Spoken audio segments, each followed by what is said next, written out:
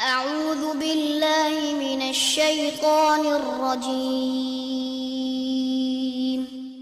بسم الله الرحمن الرحيم الحمد لله رب العالمين والصلاة والسلام على نبينا محمد وعلى آله وصحبه اجمعین اما بعد۔ آج ہم ہیں سورۃ الاعراف کے ساتھ آیت نمبر 161 اللہ رب العزت اس آیت میں ارشاد فرماتے ہیں وَإِذْ قِيلَ لَهُمُ اسْكُنُوا هَٰذِهِ الْقَرْيَةَ وَكُلُوا مِنْهَا حَيْثُ شِئْتُمْ وَقُولُوا حِطَّةٌ وَادْخُلُوا الْبَابَ سُجَّدًا نَغْفِرْ لَكُمْ خَطِيئَاتِكُمْ سَنَزِيدُ الْمُحْسِنِينَ۔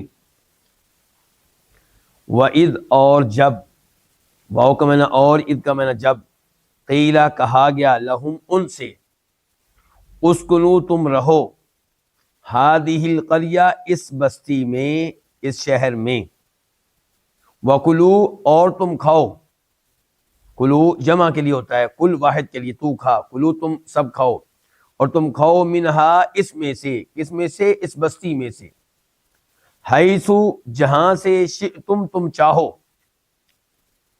وقولو اور تم کہو، حطہ بخش دے، وادخلو اور تم داخل ہو جاؤ، البابا دروازے میں، سجدن سجدہ کرتے ہوئے، نغفر ہم بخش دیں گے، لکم تمہارے لیے، دو الفاظ لام کے لیے، کم تمہارے لیے، خطیئاتکم تمہاری خطائیں، خطیئتن کی جمع ہے خطیئات، سنزید المحسنین ان قریب ہم زیادہ دیں گے، ان قریب کس کا معنی؟ سین کا، نزیدو ہم زیادہ دیں گے، مزید دیں گے، المحسنین نیکوکاروں کو، احسان کرنے والوں کو، عبادت میں حسن اور عمدگی پیدا کرنے والوں کو۔ اس آیت میں گفتگو کن کے بارے میں ہو رہی ہے؟ اس آیت میں گفتگو موسیٰ علیہ السلام کی قوم کے بارے میں ہو رہی ہے۔ میں اور آپ پڑھ چکے ہیں کہ یہ لوگ مصر میں رہتے تھے، فرعون اور آل فرعون نے ان کو غلام بنایا ہوا تھا، ان کی عورتوں کو لونڈیوں کی طرح ان سے کام لیتے تھے۔ موسیٰ علیہ السلام جب آئے، اللہ نے ان کو نبی مقرر کیا، تو انہوں نے فرعون کو اور آل فرعون کو تبلیغ کی، لیکن وہ لوگ موسیٰ علیہ السلام پہ ایمان لانے کے لیے تیار نہیں تھے۔ بالآخر موسیٰ علیہ السلام ایک رات بنی اسرائیل کو لے کر وہاں سے نکل کھڑے ہوئے۔ کہاں سے؟ مصر سے۔ مصر سے نکلے تو آگے سمندر تھا، پیچھے سے فرعون اور اس کے لشکر بھی پہنچ گئے، تو یہ لوگ بہت پریشان ہوئے، موسیٰ علیہ السلام سے کہنے لگے موسیٰ اب ہمارا کیا بنے گا؟ تو موسیٰ علیہ السلام نے کہا تھا ان معی ربی سیہدین، میرے ساتھ میرا رب ہے، وہ میرے لیے راستہ بنائے گا، مجھے ہدایت دے گا، میری رہنمائی کرے گا کہ کیسے اس آزمائش سے نکلنا ہے۔ چنانچہ موسیٰ علیہ السلام کو حکم دیا گیا کہ وہ سمندر میں عصا ماریں، عصا پھینکیں۔ ان کے عصا پھینکنے سے، عصا مارنے سے سمندر میں راستے بن گئے۔ ان راستوں سے موسیٰ علیہ السلام اور ان کی قوم بنی اسرائیل نے سمندر کو عبور کر لیا، اور یہ ان کے اوپر اللہ کا بہت بڑا احسان تھا، اور ان لوگوں کے لیے موسیٰ علیہ السلام کا بہت بڑا معجزہ اور نشانی تھی۔ فرعون اور آل فرعون جب انہوں نے دیکھا کہ راستے بنے ہوئے ہیں، تو وہ بھی انہی راستوں کے ذریعے سمندر کو عبور کرنے لگے، لیکن اللہ رب العزت نے ان کو غرق کر دیا، تباہ و برباد ہو گئے۔ اس کے بعد ان لوگوں نے، ان کے بنی اسرائیل نے آگے کچھ لوگوں کو دیکھا کہ وہ کئی معبودوں کی عبادت کر رہے ہیں، کئی بتوں کی عبادت کر رہے ہیں، تو انہوں نے موسیٰ علیہ السلام سے مطالبہ کیا کہ آپ بھی ہمارے لیے ایک معبود مقرر کر دیں جیسے ان کے کئی ایک معبود ہیں۔ موسیٰ علیہ السلام نے کہا تم بڑے جاہل لوگ ہو، بڑے رب کے ناشکرے ہو، یعنی کہ اللہ تعالیٰ نے تمہیں فرعون سے بچایا، سمندر میں غرق ہونے سے بچایا، تمہارے دشمن کو غرق کیا، اور تمہیں چاہیے تھا کہ پوری زندگی توحید پہ گزارتے، اللہ کے شکر میں گزارتے، اور تم اتنا الٹا مطالبہ کر رہے ہو۔ اس کے بعد موسیٰ علیہ السلام اللہ تعالیٰ سے ہم کلام ہونے کے لیے طور پہاڑ پہ گئے۔ ان کے چلے جانے کے بعد بنی اسرائیل نے اپنے زیورات جمع کیے اور ان سے بچڑا بنا لیا، اور بچڑے کو معبود قرار دیا گیا اور وہ اس کی عبادت کرنے لگے۔ ہارون علیہ السلام روکتے رہے لیکن ان کی سنی نہیں گئی۔ اس کا یہ مطلب نہیں ہے کہ پوری قوم اس شرک میں مبتلا ہوئی، لیکن کافی سارے لوگوں نے اس شرک کا ارتکاب کیا۔ موسیٰ علیہ السلام نے انہیں ڈانٹا، ان کی توبہ قبول ہوئی۔ اس کے بعد موسیٰ علیہ السلام ان کو لے کر نکلے تاکہ شام میں داخل ہو سکیں، فلسطین میں داخل ہو سکیں، بیت المقدس میں داخل ہو سکیں۔ لیکن ان لوگوں نے کیا کہا؟ ان لوگوں نے کہا کہ جو لوگ وہاں پہ آباد ہیں وہ بڑے طاقتور ہیں، ہم ان سے نہیں لڑ سکتے۔ لڑنا ہے تو اے موسیٰ آپ لڑیں اور آپ کا رب لڑے، ہم تو یہاں بیٹھے ہوئے ہیں۔ اِنَّا ہَاہُنَا قَاعِدُونَ۔ تو موسیٰ علیہ السلام نے اللہ سے کہا کہ یا اللہ میرے بس میں کچھ نہیں ہے، میرا کنٹرول اپنے اوپر، اپنے بھائی کے اوپر ہے، تو اے اللہ ہمارے درمیان اور ان کے درمیان فیصلہ کر دے۔ تو اللہ تعالیٰ کا فیصلہ یہ آیا کہ 40 سال کے لیے ان پہ بیت المقدس کو، شام کو فتح کرنا حرام کر دیا گیا۔ 40 سال تک یہ وہاں داخل نہیں ہو سکیں گے۔ 40 سال پھر کہاں رہیں گے؟ اسی صحرا میں۔ اس قدر نافرمان ہونے کے باوجود اللہ کی نعمتیں ان پہ جاری رہیں۔ اس صحرا میں یہ بھوکے پیاسے مر جاتے، گرمی سے مر جاتے، لیکن اللہ تعالیٰ نے ان کے لیے پانی کا بندوبست کیا۔ جب یہ موسیٰ علیہ السلام کے پاس آئے کہ موسیٰ ہمیں پانی چاہیے، تو اللہ تعالیٰ کے حکم سے موسیٰ علیہ السلام نے پتھر پہ اپنا عصا مارا تو اس سے چشمے پھوٹ پڑے۔ 12 قبیلے تھے، 12 چشمے پھوٹ پڑے، اور یہ ہم نے پڑھا تھا گزشتہ درس میں۔ پھر اللہ تعالیٰ نے ان کے اوپر کھانے پینے کے لیے من اور سلوا اتارا۔ یہ آیت نمبر 160 میں ہم نے پڑھا تھا، 160 میں۔ اللہ تعالیٰ نے سائے کے لیے ان کے اوپر بادل بھیج دیے۔ اللہ کی نعمتیں دیکھیے کتنی بڑی نعمتیں ہیں۔ جب 40 سال پورے ہوئے تو اب ان سے کہا جا رہا ہے کہ بیت المقدس میں اب داخل ہو جاؤ۔ یاد رہے کہ اب یعنی کہ جب بیت المقدس میں داخل ہو رہے ہیں، اب موسیٰ علیہ السلام حیات نہیں ہیں، موسیٰ علیہ السلام فوت ہو چکے ہیں۔ بلکہ صحیح حدیث ہے کہ انہوں نے کہا تھا کہ اے اللہ، فوت ہونے سے پہلے کہا تھا کہ مجھے کم از کم اس شہر کے قریب کر دے، یعنی کہ ہمارے اوپر یہ شہر حرام کر دیا گیا ہے، 40 سال تک ہم داخل نہیں ہو سکیں گے، لیکن میری موت کا وقت آ چکا، یا اللہ مجھے اس شہر کے کم از کم قریب کر دے۔ چنانچہ موسیٰ علیہ السلام اس شہر کے قریب ہوئے، وہاں موت آئی، ادھر دفن ہو گئے۔ اب جو اس آیت میں ہم پڑھ رہے ہیں 161 میں، 161 میں، تو اس میں اب نبی موسیٰ علیہ السلام نہیں ہے، اب بعد میں کوئی اور نبی ہے، اور امید یہ ہے کہ یہ یوشع ہے علیہ السلام۔ کون ہے؟ یوشع۔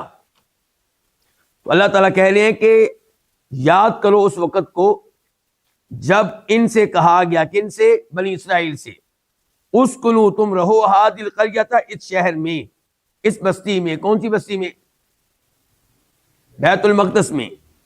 آپ کو معلوم ہونا چاہیے کہ اس پورے ایریے کو شام کہا جاتا تھا، یعنی کہ پرانے زمانے کا جو شام ہے اس میں بیت المقدس بھی داخل ہے، اس میں اردن بھی داخل ہے، اور اس میں لبنان بھی داخل ہے، یہ سارے علاقے داخل ہیں اس میں۔ تو ان سے کہا گیا اسکنوا ھذی القریہ، اس شہر میں داخل ہو جاؤ، یعنی کہ بیت المقدس میں۔ جیسا کہ اللہ تعالیٰ فرماتے ہیں سورہ مائدہ میں، ادخلوا الارض المقدسہ التی کتب اللہ لکم، کہ اس پاک زمین میں، اس پاک شہر میں داخل ہو جاؤ جو اللہ نے تمہارے لیے لکھ دیا ہے۔ وَكُلُوا مِنْ حَيْثُ شِئْتُمْ، اس میں داخل ہو جاؤ، اس میں نعمتیں ہی نعمتیں ہیں، بڑا بابرکت شہر ہے، یہاں کی زمینیں بڑی زرخیز ہیں، طرح طرح کا یہاں پہ پھل ہے، طرح طرح کی یہاں پہ فصلیں کاشت ہوتی ہیں، تو تم کھاؤ جہاں سے تم چاہو. وقولوا حطہ، اور داخل ہوتے وقت تم نے کیا کہنا؟ حطہ. مطلب اس کا یہ ہے کہ امرنا حطہ، کہ یا اللہ ہمیں بخش دے، ہمارے گناہ معاف کر دے. وادخلوا الباب سجدا، زبانوں پہ الفاظ کون سے جاری ہوں؟ حطہ. اور عملی طور پہ تم نے کیا کرنا ہے؟ دروازے میں داخل ہونا ہے سجدہ کرتے ہوئے، اللہ کا شکر ادا کرتے ہوئے اس عظیم فتح پہ، اس عظیم کامیابی پہ. زبانوں پہ الفاظ ہوں گے حطہ کے، اور عملی طور پہ داخل ہونا ہے کیا کرتے ہوئے؟ اللہ کو سجدہ کرتے ہوئے. جب تم اس حکم پہ عمل کرو گے ہم تمہاری گزشتہ غلطیاں معاف کر دیں گے. سنزید المحسنین، اور ان نعمتوں کے علاوہ مزید نعمتیں بھی دیں گے، لیکن ان کو دیں گے جو احسان کرنے والے ہیں، جو نیکوکار ہیں، جو بندوں کے ساتھ حسن سلوک کرتے ہیں اللہ کے بندوں کے ساتھ، اور جو عبادت میں اللہ کا حکم ماننے میں اچھی طرح اللہ کے احکام کی تعمیل کرتے ہیں، اللہ کی عبادت میں حسن پیدا کرتے ہیں، جس کو احسان کہا جاتا ہے کہ ان تعبد اللہ کانک تراہ، کہ تو اللہ کی عبادت ایسے کرے گویا کہ تو اللہ کو دیکھ رہا ہے. اور اگر تو اللہ کو نہیں دیکھ رہا تو یہ بات یقینی ہے کہ اللہ تمہیں دیکھ رہا ہے. تو جب انسان یہ سوچ کے عبادت کرے کہ اللہ مجھے دیکھ رہا ہے، اس کی عبادت میں حسن پیدا ہوگا یا نہیں ہوگا؟ ہوگا.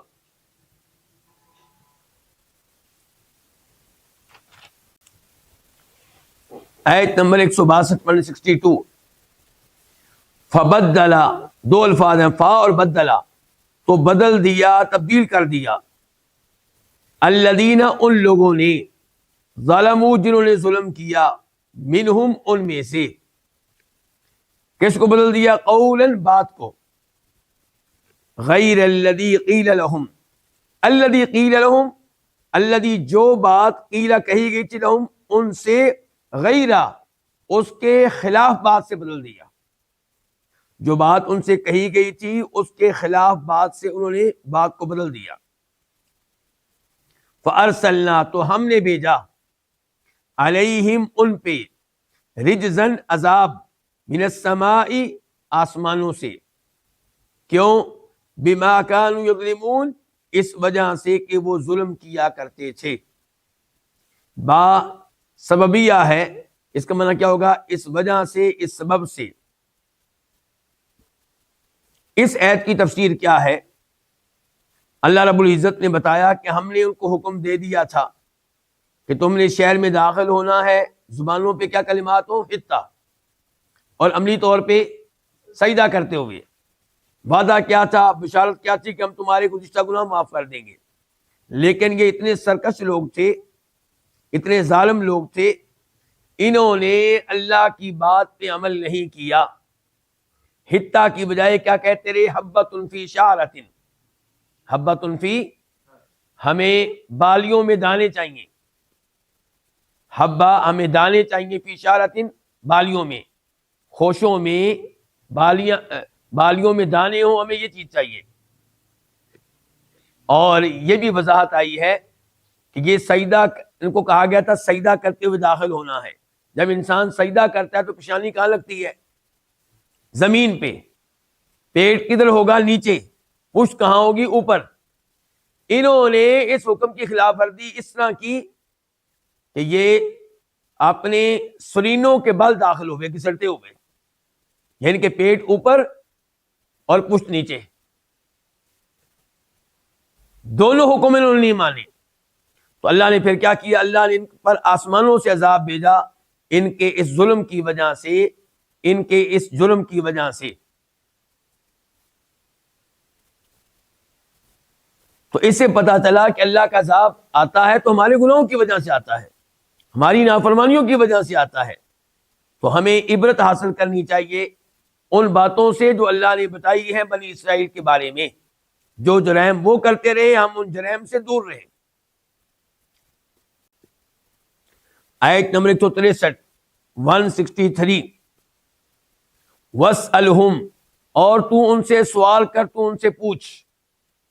واؤ کا معنی ہے اور، سل کا معنی کیا ہے؟ پوچھ، ہم ان سے، عن القریہ اس بستی کے بارے میں، اس شہر کے بارے میں، التی جو، کانت تھا، جو بستی تھی، جو شہر تھا، کہاں تھا؟ حاضرۃ البحری سمندر کے کنارے. حاضرہ کا معنی آپ کریں گے کنارے یا سامنے یا ساحل. سمندر کے ساحل پہ تھا یا سمندر کے سامنے تھا یا سمندر کے کنارے تھا، کوئی بھی لفظ آپ بول سکتے ہیں. عید جب، یادونا وہ حد سے تجاوز کر رہے تھے، فی سبتی ہفتہ کے دن میں، السبت ہفتہ، جس کو آپ کی انگلش میں کیا کہتے ہیں جی؟ سیٹرڈے.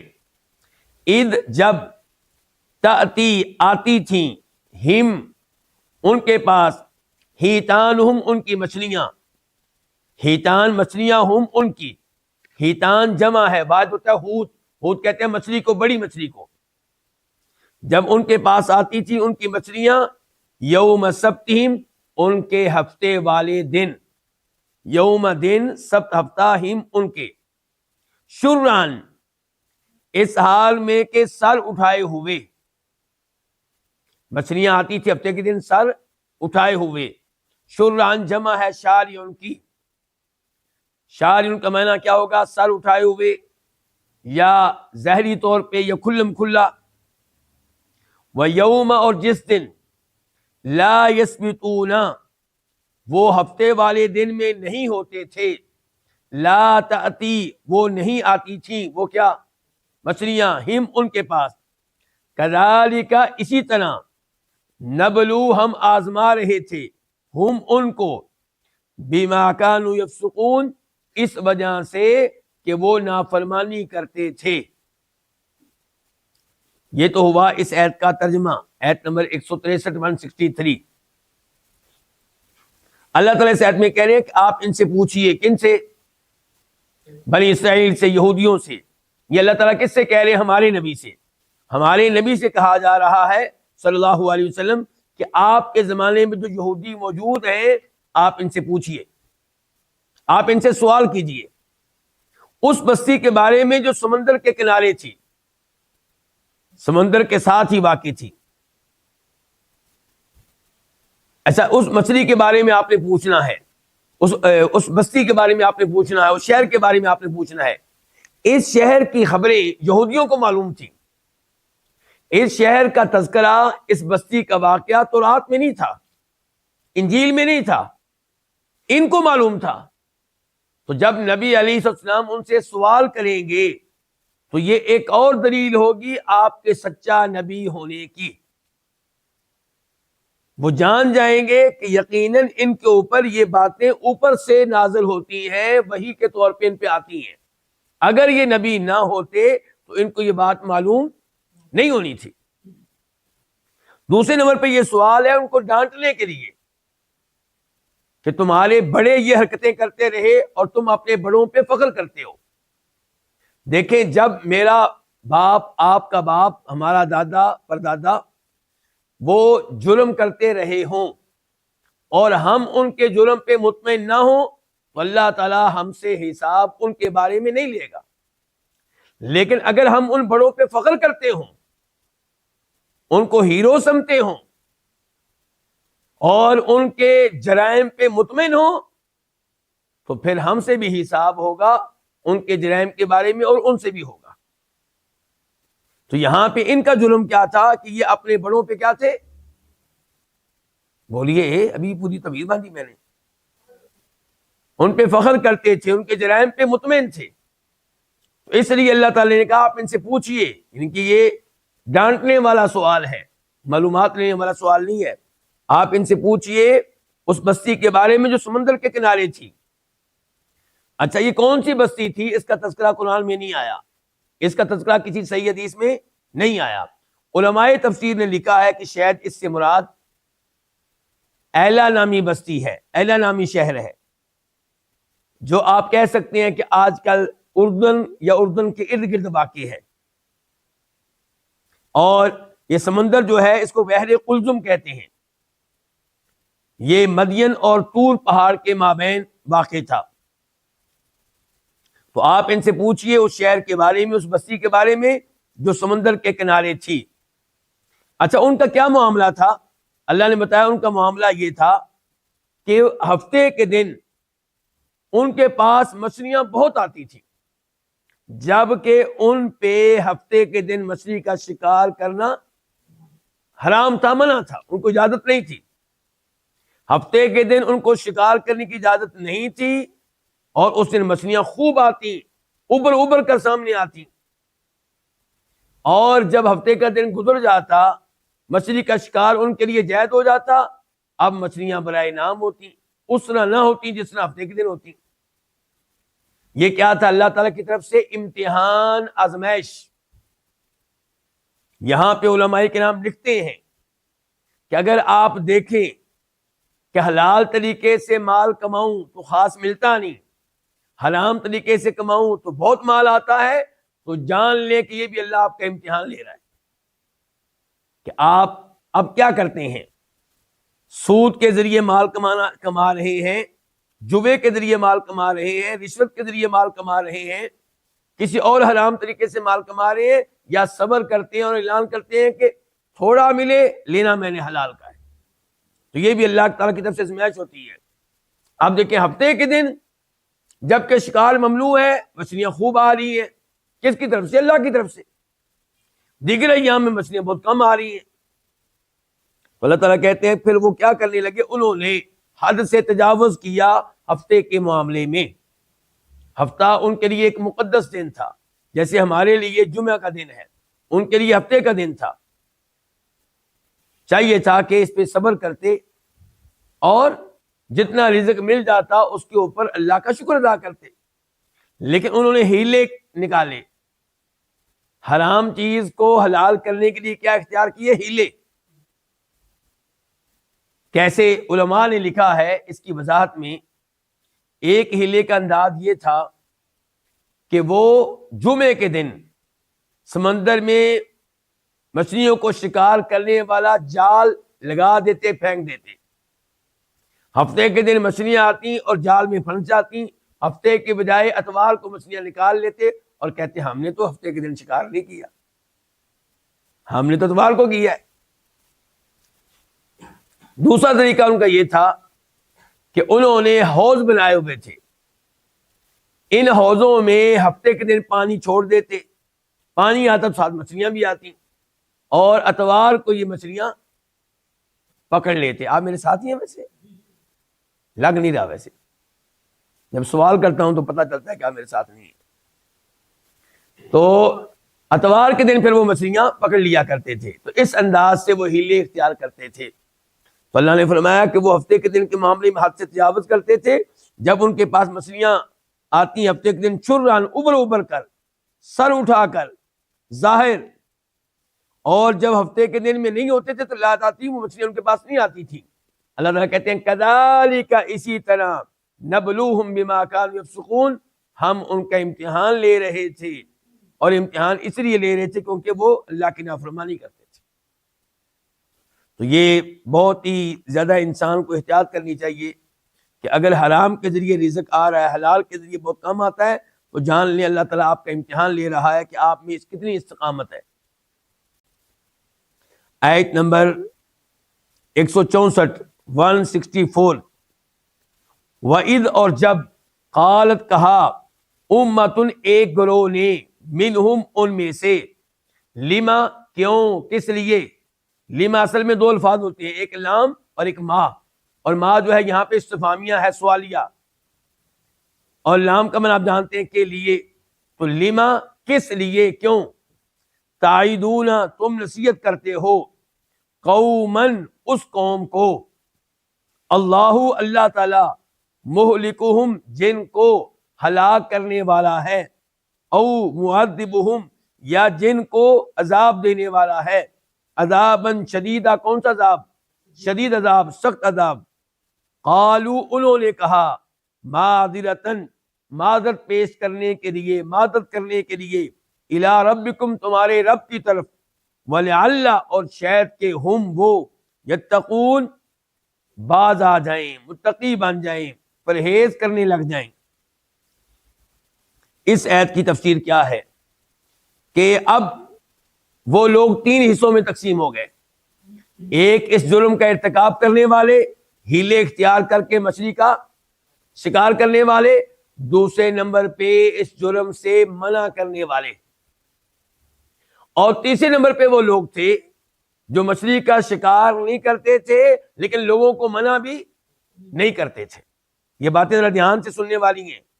3 گروہ ہو گئے ہیں. ایک اس گناہ سے دور رہنے والا اور اس گناہ سے منع کرنے والا، دوسرا اس گناہ کا ارتکاب کرنے والا، اور تیسرا وہ ہے جو خود گناہ نہیں کرتا لیکن گناہ پہ کیا ہے؟ خاموش. آج کل بہت سے لوگ گناہ پہ خاموش ہوتے ہیں، گناہ سے منع نہیں کرتے.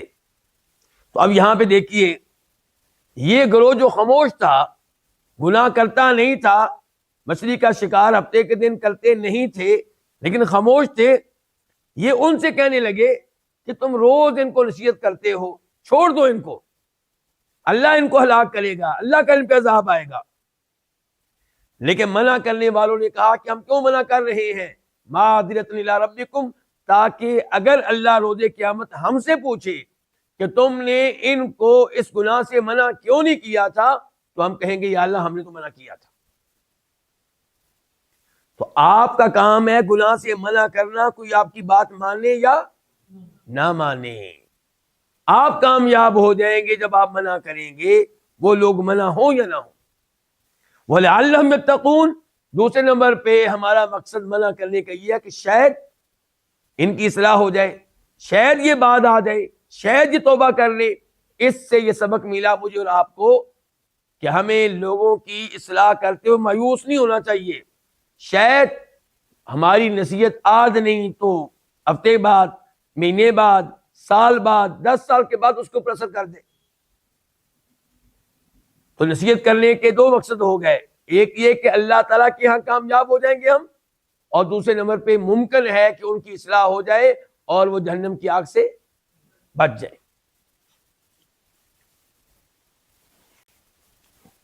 آیت نمبر 165 165 فلما، پس جب، فاقنا پس، لما جب، نسو وہ بھول گئے، انہوں نے، یعنی کہ نسو، نسی ینسا کا ایک معنی ہوتا ہے بھولنا، دوسرا کا معنی ہوتا ہے چھوڑنا.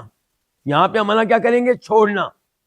فلما نسو، جب انہوں نے چھوڑ دیا، ما، اس چیز کو، ذکرو، انہیں نصیحت کی گئی تھی، بھی، جس کے ساتھ، جب انہوں نے چھوڑ دیا اس چیز کو جس کے ساتھ انہیں نصیحت کی گئی تھی، ذکرو، انہیں نصیحت کی گئی، تو انجینا، ہم نے نجات دی، ہم نے بچا لیا، الذین، ان لوگوں کو، ینہونا، جو روکتے تھے، منع کرتے تھے، عن السوء، کس سے منع کرتے تھے؟ برائی سے، وَأَخَذْنَا، اور ہم نے پکڑ لیا، الذین، ان لوگوں کو، ظلموا، جنہوں نے ظلم کیا، پکڑ لیا کس چیز کے ساتھ؟ بعذاب بئیس، شدید عذاب کے ساتھ، ایک سخت عذاب کے ساتھ، بئیس سخت، شدید. کیوں پکڑ لیا ہم نے سخت عذاب کے ساتھ؟ بما کانوا یفسقون، اس لیے کہ وہ نافرمانی کرتے تھے. یرحمک اللہ. تو اس آیت میں اللہ رب العزت نے بتایا کہ جب انہوں نے چھوڑ دی وہ نصیحت جو ان کو کی گئی تھی. اچھا، وہ نصیحت کیا کی گئی تھی؟ اس سے مراد یہ ہو سکتا ہے کہ ان کو نصیحت کی گئی تھی کہ ہفتے کے دن کا احترام کرنا ہے، ہفتے کے دن تم نے مچھلی کا شکار نہیں کرنا. جب انہوں نے اس چیز کو بالکل ہی نظر انداز کر دیا تو پھر ہم نے کیا کیا؟ پھر ہم نے آنے والے عذاب سے ان کو بچایا جو گناہ سے منع کرتے تھے. اچھا، الفاظ پہ غور کیجئے، کن کو بچایا؟ جو گناہ سے. اللہ نے یہاں پہ یہ نہیں کہا کہ ہم نے عذاب سے ان کو بچایا جو اس گناہ سے دور رہتے تھے، نہیں، ان کو ہم نے عذاب سے بچایا جو اس گناہ سے دور بھی رہتے تھے اور لوگوں کو منع بھی کرتے تھے. تو بچے گا وہی، کامیاب وہی ہے جو گناہ سے دور بھی رہے اور گناہ کرنے والوں کو گناہ سے منع بھی کرے. اور ہم نے پکڑ لیا ان لوگوں کو جنہوں نے ظلم کیا، بعذاب بئیس، شدید ترین عذاب میں ان کو پکڑ لیا ہم نے. کیوں؟ کیونکہ یفسقون، کیونکہ وہ نافرمانی کرتے تھے، اللہ کے نافرمان تھے، اللہ کے مجرم تھے، ظلم و زیادتی کر رہے تھے، اللہ نے ان کو شدید ترین عذاب میں مبتلا کیا۔ آیت نمبر 166 166، فلما، پس جب، اتو، انہوں نے سرکشی کی، عن ما، اس چیز سے، نہو، ان کو منع کیا گیا تھا، عنہ، جس سے، عنہ یہ دو الفاظ ہیں، عن الگ ہے، ہو الگ ہے، جس سے، عن کا معنی ہم کیا کر رہے ہیں، سے، ہو جس سے، جب انہوں نے سرکشی کی اس چیز سے جس سے ان کو منع کیا گیا تھا، قلنا، تو ہم نے کہا، لہم، ان سے، یہ بھی دو الفاظ ہے، لام اور ہم، ان کے لیے، ان سے ہم نے کہا، کیا کہا، کونو، تم ہو جاؤ، تم بن جاؤ، قیردۃً، بندر، خاسئین، ذلیل و رسوا، خاسئین جمع ہے خاسئن کی، خاسئن ایک آدمی، ذلیل و رسوا خاسئین سب کے سب۔ اللہ رب العزت نے اس آیت میں وعدہ کیا کہ جب انہوں نے سرکشی کی، سرکشی کس چیز سے کی، جب انہوں نے سرکشی کی اس معاملے میں جس سے ان کو منع کیا گیا تھا، منع کس سے کیا گیا تھا، مچھلی کا شکار کرنے سے، جب انہوں نے اس معاملے میں سرکشی کی تو ہم نے کہا ان سے کہ ہو جاؤ، ذلیل و بندر بن جاؤ اور ذلیل و رسوا ہو جاؤ۔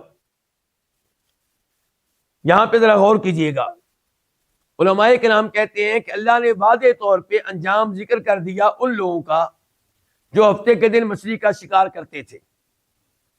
اللہ نے پچھلی آیت میں کہا کہ ہم نے ان کو شدید عذاب میں مبتلا کر دیا، یہاں پہ کہا کہ ہم نے ان کو کہا کہ تم بندر بن جاؤ، ذلیل و رسوا ہو جاؤ۔ ٹھیک ہو گیا؟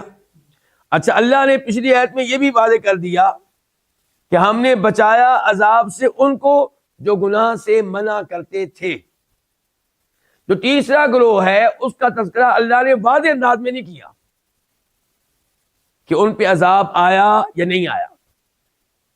تو کئی علماء کرام کہتے ہیں کہ ان پہ عذاب آیا کیونکہ وہ بھی ظالم تھے۔ اللہ نے کہا کہ ہم نے پکڑا ان کو جنہوں نے ظلم کیا تھا شدید عذاب میں۔ تو جیسے مچھلی کا شکار ہفتے کے دن کرنا یہ ظلم تھا، گناہ تھا، ایسے ہی یہ جرم کرنے والوں کو منع نہ کرنا بھی ظلم تھا۔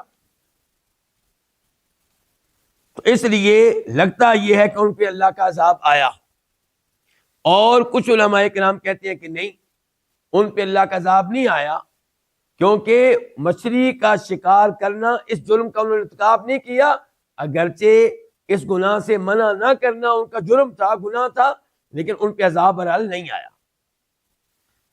اور ایک موقف یہ ہے کہ ہم یوں کہیں کہ پچھلی آیت میں ایک عذاب کا تذکرہ ہوا اور دوسرے عذاب کا تذکرہ ہوا دوسری آیت میں۔ ذرا توجہ چاہوں گا میں آپ کی۔ پہلی آیت میں اللہ نے کہا کہ ہم نے ان ظالموں کو شدید عذاب میں مبتلا کیا، تو یہ کوئی عذاب ہوگا، وہ کون سا عذاب؟ مثال کے طور پہ قحط سالی، اس قسم کا کوئی عذاب ہوگا ان کے اوپر آیا ہوگا۔ تو یہ پہلا عذاب آیا تھا تنبیہ کے طور پہ، وارننگ کے طور پہ، شاید کہ وہ سنبھل جائیں، شاید کہ وہ توبہ کر لیں، شاید کہ وہ باز آ جائیں۔ جب وہ باز نہیں آئے، اللہ نے دوسری آیت میں کہا کہ جب انہوں نے سرکشی کی، جن کے حد سے آگے بڑھ گئے، عذاب آنے کے باوجود توبہ نہیں کی، تو تب ہم نے یہ حکم دیا کہ ذلیل بندر بن جاؤ۔ تو یہ جو تیسرا گروہ ہے جو اس گناہ سے دور تھا لیکن منع نہیں کرتا تھا، علماء کرام کہتے ہیں کہ یہ پہلا عذاب ان پہ بھی آیا، لیکن بندر بننے والا عذاب ان پہ نہیں آیا۔ تو بہرحال ان آیات سے مجھے اور آپ کو عبرت حاصل کرنی چاہیے۔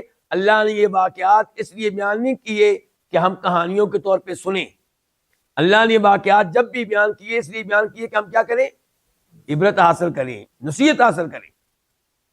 تو اب ہم نے آج عہد کرنا ہے کہ ہم نے فرائض و واجبات پہ عمل کرنا ہے، اور فرائض و واجبات پہ عمل نہ کرنے والوں کو دعوت بھی دینی ہے۔ نماز پڑھنے کی دعوت، رمضان میں روزے رکھنے کی دعوت، جس کے اوپر حج فرض ہو چکا وہ حج نہیں کرتا اس کو حج کرنے کی دعوت، جس کے اوپر زکوٰۃ فرض ہوگی وہ زکوٰۃ نہیں دیتا، اس کو زکوٰۃ دینے کی دعوت دینی ہم نے. اور ایسے ہی ہم نے گناہوں سے منع کرنا ہے. شراب پیتا ہے کوئی، ہم جانتے ہیں اس کو منع کرنا ہے. سود لیتا ہے ہم نے اس کو منع کرنا ہے. بدکاری کرتا ہے، بدکاری کے راستے پہ چل رہا ہے، ہم نے اس کو منع کرنا ہے. خاموش رہنے کی اجازت نہیں ہے.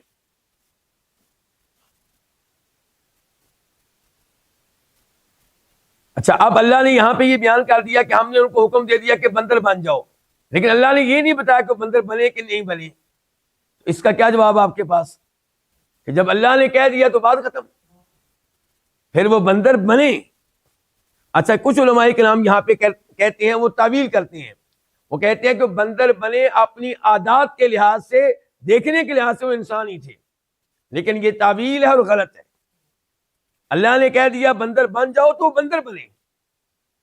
اللہ نے یہ نہیں کہا کہ ان سے کہہ دیا گیا کہ عادات بندروں والی اپنا لو، بلکہ حقیقتاً وہ بندر بنے اور پھر ان کی نسل آگے نہیں بڑھی، ختم ہو گئے. پھر وہ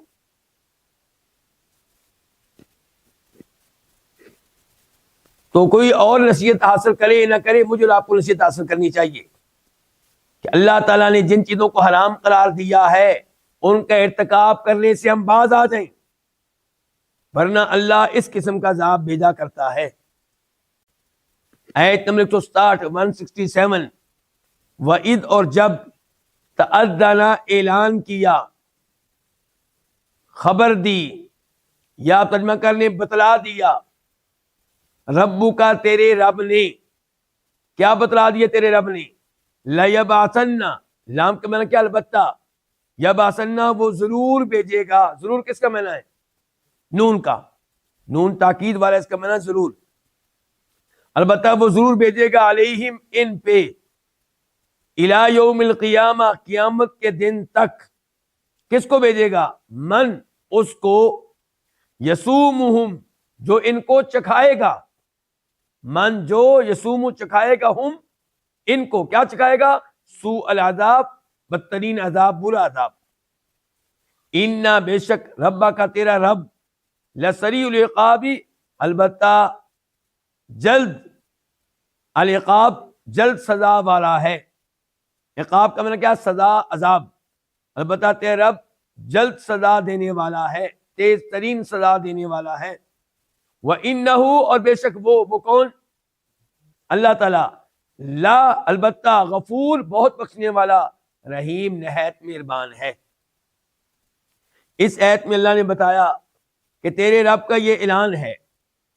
تیرے رب کا، اللہ کے مخاطب یہاں پہ کون ہے؟ محمد رسول اللہ. اللہ تعالیٰ ہمارے نبی صلی اللہ علیہ وسلم کو مخاطب کر کے کہہ رہے ہیں کہ تیرے رب کا اعلان ہے کہ وہ ان یہودیوں پہ قیامت کے دن تک مسلسل ایسے لوگوں کو بھیجتا رہے گا جو ان کو بدترین عذاب چکھاتے رہیں گے. ہٹلر نے ان کو بدترین عذاب چکھایا تھا کہ نہیں چکھایا تھا؟ اس سے پہلے بھی کئی شخصیات ایسی آئیں جن کو اللہ نے عذاب بنا کر ان پہ بھیجا، اور اب بھی ایسا ہوتا رہے گا قیامت تک. اس آیت پہ ایمان رکھیں. اللہ نے دیگر آیات میں وضاحت کی ہے کہ یہ ہمیشہ ذلیل و رسوا رہیں گے. ضربت علیہم الذلۃ والمسکنہ. البتہ اللہ نے یہ کہا تھا کہ یہ تھوڑے بہت جو بچے رہیں گے تو لوگوں کی وجہ سے، غیروں کی وجہ سے، ان کی پناہ میں آ کے، ان کے سہارے کے ذریعے، جیسا کہ آج ان کو سہارا حاصل ہے کس کا؟ امریکہ کا. امریکہ، یورپ پیچھے ہٹ جائے تو یہ کچھ بھی نہیں ہے. اللہ نے کہا الا بحبل من اللہ وحبل من الناس. تو بہرحال اس کے باوجود اللہ نے یہاں پہ وعدہ کیا ہے کہ روز قیامت تک ایسے لوگ آتے رہیں گے جو ان کو بدترین عذاب چکھاتے رہیں گے ان کی حرکتوں کی وجہ سے، کیونکہ جدھر بھی جائیں گے اپنی حرکتوں سے باز نہیں آئیں گے. سود لینا، مکر کرنا، سازشیں کرنا، یہ ان کا کام ہے ہمیشہ سے. تو اس لیے ایسے لوگ اٹھتے رہیں گے، آتے رہیں گے جو ان کے لیے عذاب ثابت ہوں گے. اللہ نے کہا کہ تیرا رب تیز ترین سزا دینے والا ہے ان کو جو اللہ کی نافرمانی کرنے والے ہوں، اور بہت بخشنے والا ہے ان کو جو اللہ سے توبہ کرنے، معافی مانگنے، ایمان لے آئیں تو اللہ انہیں بخشنے والا، ان پہ رحم کرنے والا ہے۔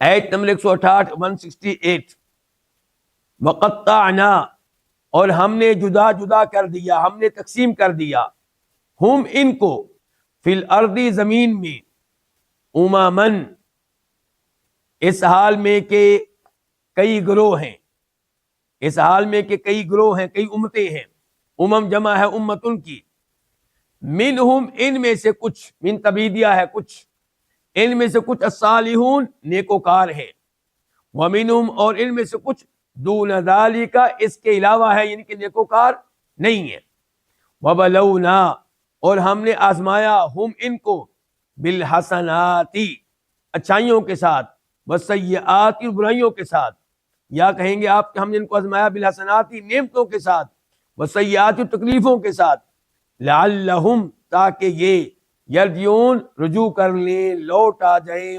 لوٹ آئیں اور واپس آ جائیں۔ اس آیت میں اللہ نے بتایا کہ یہ یہودی تمہیں نظر آتا ہے کہ یہ ایک ہے، نہیں ایک نہیں ہے، ان میں کئی گروہ ہیں، جیسا کہ صحیح حدیث ہے جس میں فرماتے ہیں نبی علیہ الصلوۃ والسلام کہ یہودی تقسیم ہوئے کتنے گروہوں میں؟ 71 71، اور عیسائی تقسیم ہوئے کتنے گروہوں میں؟ 72 72، اور فرمایا میری امت تقسیم ہوگی 73 گروہوں میں 73۔ تو اللہ فرماتے ہیں ہم نے ان کو جدا جدا کر دیا، ان کو اس زمین میں تقسیم کر دیا، امامن یہ کئی گروہ ہیں۔ اللہ نے پھر بتایا کہ ان میں سے کچھ نیک بھی ہیں، اور نیک وہ ہیں جو مسلمان ہو گئے، جیسا کہ عبداللہ بن سلام ہے، وَمِنْهُمْ دُونَ ذَلِكَ اور ان میں سے کوئی اس کے علاوہ ہے، ان کے نیک نہیں ہے، وہ مجرم ہیں، وہ بڑے بڑے جرائم کا ارتکاب کرنے والے ہیں، سود لینے والے ہیں، مسلمانوں کے خلاف سازشیں کرنے والے ہیں، اسلام کا مذاق اڑانے والے ہیں۔ وَبَلَوْنَاهُمْ بِالْحَسَنَاتِ وَالسَّيِّئَاتِ اللہ تعالیٰ کہتے ہیں کہ ہم نے ان کا امتحان لیا، کبھی نعمتیں دے کر اور کبھی تکلیفوں میں مبتلا کر کے، کبھی مال دے کر، دنیاوی ترقی دے کر، اور کبھی فقیری دے کر، تکلیفیں دے کر، مصیبتوں میں مبتلا کر کے۔ مقصد کیا تھا اللہ تعالیٰ کا؟ لعلہم یرجعون تاکہ یہ واپس آ جائیں، رجوع کرنے اپنی اس غلط زندگی سے، مسلمان ہو جائیں، اللہ کے بندے بن جائیں، اللہ سے توبہ کر لیں۔ آیت نمبر 169 179 فخلف تو بعد میں آئے، جانشین بنے، فا کا معنی تو، خلفا جانشین بنے، من بعدہم ان کے بعد، خلفن نالائق جانشین، خلفن نالائق جانشین، وارثو جو وارث بنے، الکتاب کتاب کے، یاخذون اس حال میں کہ وہ لیتے ہیں، عرضا ساد و سامان، ھذا الادنا اس ادنا زندگی کا، اس حقیر ترین زندگی کا، ویقولون اور وہ کہتے ہیں، سیغفر سین کا معنی کیا؟ قریب، یغفر بخش دیا جائے گا، لنا ہمیں، وَإِن یاتہم اور اگر، واو کا معنی اور، ان اگر، یاتی آئے، ہم ان کے پاس، عارض ان کوئی ساز و سامان، مثلہ اس جیسا، یاخذوہ وہ اس کو بھی لے لیتے ہیں، کیا لم یؤخذ نہیں لیا گیا، علیہم ان پہ، ان سے، میثاق الکتابی اس کتاب میں میثاق پختہ عہد، میثاق پختہ عہد، پختہ وعدہ، اللہ یہ کہ لا یقول وہ نہیں کہیں گے، علی اللہ اللہ تعالیٰ پہ، الا الحق مگر حق بات، ودرسوا اور انہوں نے پڑھ لیا، واؤ اور درسوا انہوں نے پڑھ لیا، ما جو کچھ فیہ اس میں ہے، کس میں؟ کتاب میں، والدار الآخرہ اور اخروی گھر، الدار گھر، الآخرہ اخروی، اور اخروی گھر خیر بہتر ہے، للذین ان لوگوں کے لیے، یہ دو الفاظ ہیں لام اور الذین، ان لوگوں کے لیے یتقون جو تقوی اختیار کرتے ہیں، افلا تعقلون پس کیا تم عقل نہیں کرتے،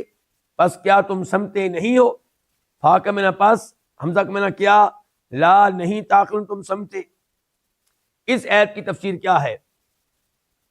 اللہ تعالیٰ نے بتایا کہ ہم ان کو کتاب دے چکے تھے، تو جب وہ لوگ جن کو کتاب ملی وہ فوت ہوئے تو ان کے بعد ان کے ایسے لوگ جانشین بنے جو نالائق تھے، جو اچھے جانشین نہیں تھے، وہ ان کے وارث بنے۔ وارث کس معاملے میں بنے؟ تورات کے معاملے میں۔ الکتاب سے مراد ہے تورات۔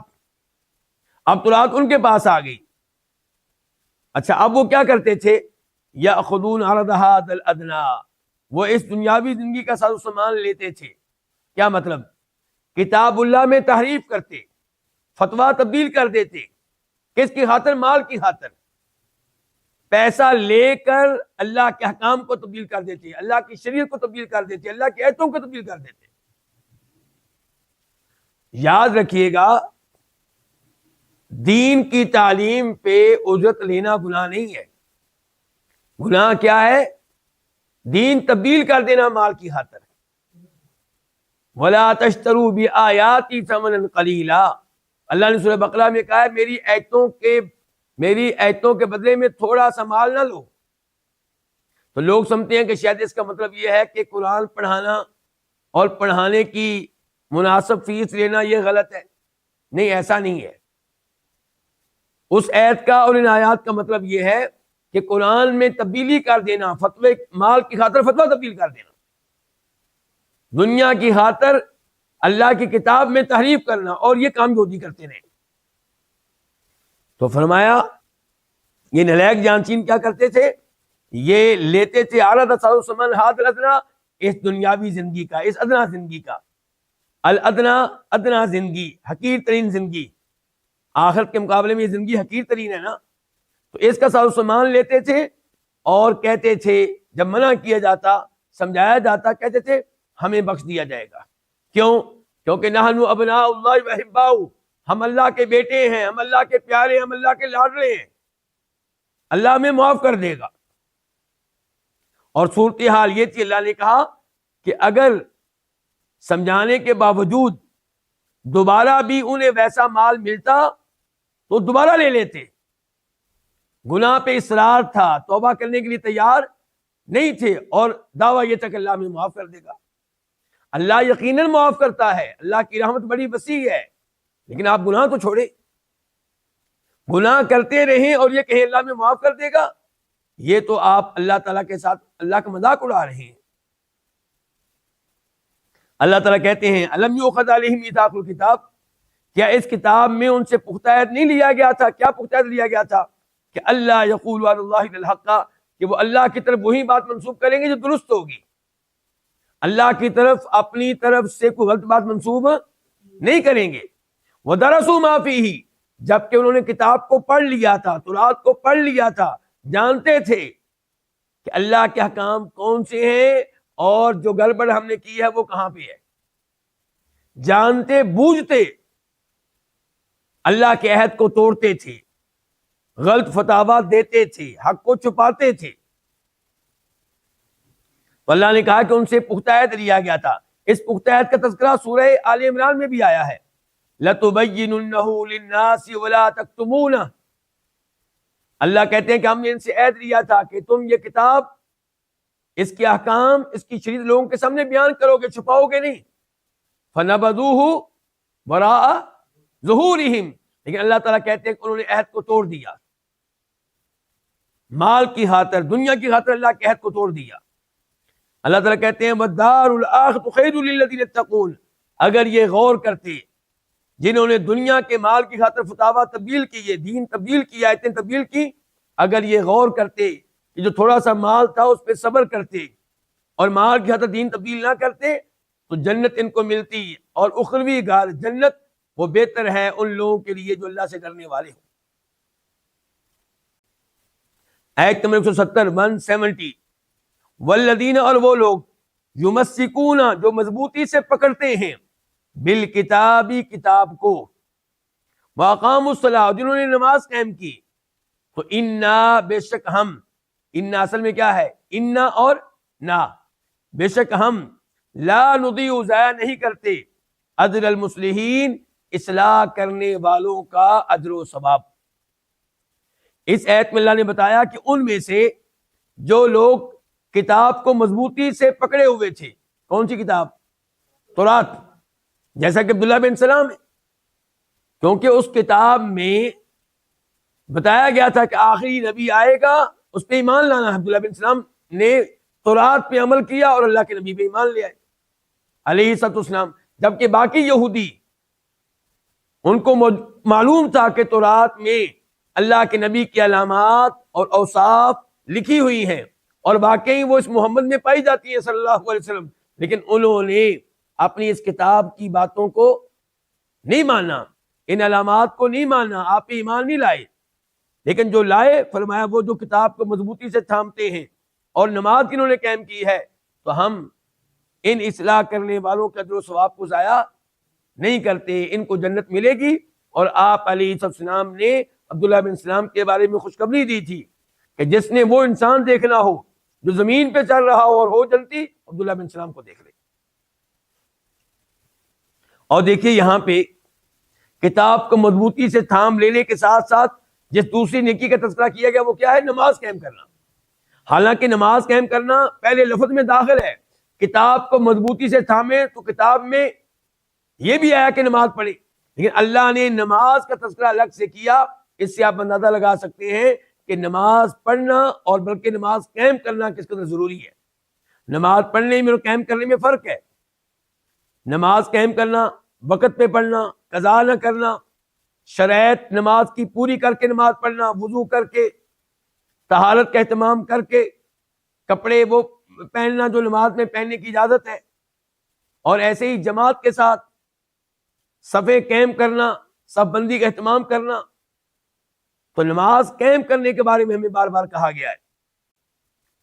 آیت نمبر 171 171، وَإِذْ اور جب، یعنی کہ تذکرہ کرو اس وقت کا جب، نتقنا ہم نے اٹھایا، الجبل پہاڑ کو، فوقہم ان کے اوپر، فوق کا مطلب ہوتا ہے اوپر، ہم ان کے، کأنہو گویا کہ وہ کیا پہاڑ، ذلۃ ایک سائبان ہے، وظنوا اور انہوں نے یقین کر لیا۔